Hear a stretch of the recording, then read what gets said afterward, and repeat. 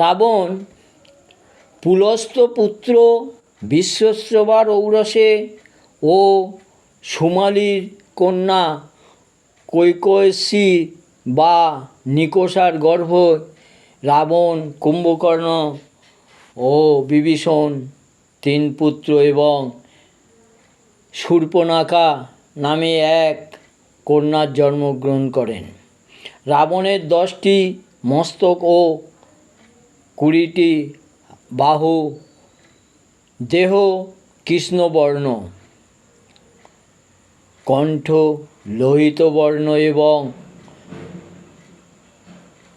বঙ্কেশ প্রদীপ্ত। দানবশিল্পী ময়দানবের কন্যা মন্দোদরীর সহিত রাবণের বিবাহ হয়। রাবণের ঔরসে মন্দোদরীর গর্ভে মেঘনাদ ও অক্ষয় কুমার প্রভৃতি সন্তানগণের জন্মগ্রহণ করেন।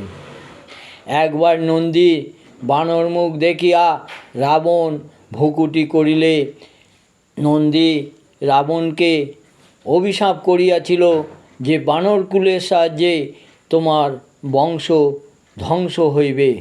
তাই বানর বংশে গণের সাহায্যে বিষ্ণু অবতার শ্রীরামচন্দ্রের হস্তে রাবণের বংশ নিধন হইয়াছিল।